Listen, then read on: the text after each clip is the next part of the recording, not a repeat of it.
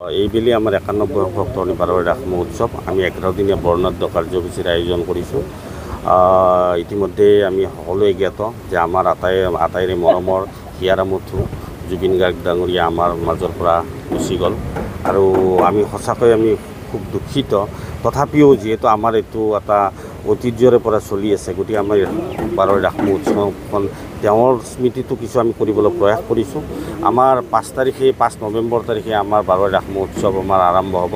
সেইদিনাখনে আমাৰ স্থানীয় বিধায়ক ভৱেশ কলিতা ডাঙৰীয়াই মুখ্য দ্বাৰ উন্মোচন কৰিব। তাৰপিছত আমাৰ সাংসদ ৰাজ্যসভা ভুৱনেশ্বৰ কলিতাই আমাৰ মন্দিৰৰ দ্বাৰ উন্মোচন কৰিব। তাৰপিছত আমাৰ সাংসদ তথা ভাৰতীয় জনতা পাৰ্টীৰ অসম ৰাজ্যিকৰ সভাপতি দিলীপ শইকীয়া ডাঙৰীয়াই বন্তি প্ৰজ্বলন কাৰ্যসূচী কৰাৰ উপৰিও আমাৰ বিভিন্ন ব্যক্তিয়ে আমাৰ কাৰ্যসূচীসমূহ ৰূপায়ণ কৰি প্ৰথম দিনৰ কাৰ্যসূচী আমি আৰম্ভ কৰিম। তাৰপিছত পৰ্যায়ক্ৰমে আমাৰ নাগাৰা নামকে আদি কৰি ওজাপালি, আমাৰ ঢুলীয়া, তাৰোপৰি আমাৰ সাংস্কৃতিক অনুষ্ঠান, বিভিন্ন সাংস্কৃতিক অনুষ্ঠান আছে। আৰু আটাইতকৈ ডাঙৰ কথাটো হৈছে কি, এইবাৰ আমি 15 তাৰিখে আমাৰ শেষৰটো দিন আমি বলিউড খ্যাত ঋতুৰিবাক আমি এইবাৰ আমন্ত্ৰণ জনাইছোঁ। আমি আশা ৰাখিছোঁ যে যোৱাবেলিতকৈ এইবাৰ অভিলেখ সংখ্যক মানুহৰ সমাগম হ'ব। লগতে আমি আৰু এটা কথা কওঁ যে আমাৰ সূৰ্য থিয়েটাৰক আমি আমন্ত্ৰণ কৰিছোঁ 9 আৰু 10 তাৰিখে। আৰু সমূহ ৰাইজৰ আমাৰ এই ৰাস মহোৎসৱত তথা আমাৰ থিয়েটাৰকে আদি কৰি আমাৰ বিভিন্ন কাৰ্যসূচী সহায় সহযোগিতা কৰিবলৈ আমি আহ্বান জনাইছোঁ। প্ৰথমে আমি আমাৰ তৰণী বাৰৰ ৰাস মহোৎসৱৰ পৰা ধন্যবাদ তথা শাৰদীয় শুভেচ্ছা জ্ঞাপন কৰিছোঁ। আমাৰ এইবাৰ 91তম তৰণী বাৰৰ ৰাস মহোৎসৱৰ প্ৰস্তুতি আপোনালোকে দেখিছে। আমাৰ 11 দিনীয়া কাৰ্যসূচী। প্ৰথম দিনৰ কাৰ্যসূচী আমাৰ খুব ধৰ্মীয়ভাৱে পালন কৰা হ'ব, যিহেতু ৰাস পূৰ্ণিমা এদিনেই হয়।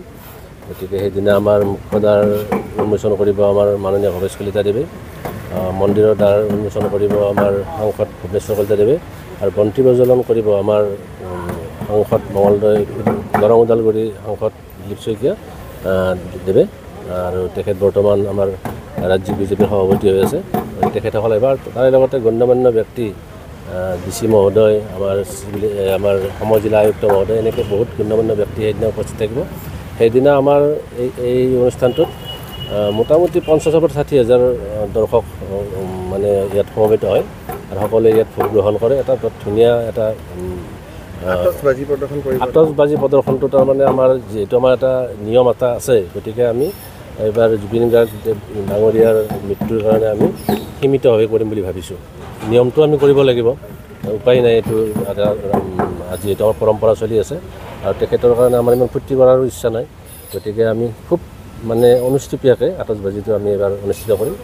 আৰু তাৰ লগতে আমাৰ বিভিন্ন সাংস্কৃতিক অনুষ্ঠান আছে, নাম আছে, ওজাপালি আছে, আমাৰ সূৰ্য থিয়েটাৰ দলৰ নাট প্ৰদৰ্শন আছে, আমাৰ সদৌ অসম ভিত্তিত আমাৰ আধুনিক নৃত্য প্ৰতিযোগিতা আছে, দিহানাম প্ৰতিযোগিতা আছে, তাৰপিছত ওজাপালি প্ৰদৰ্শন আছে।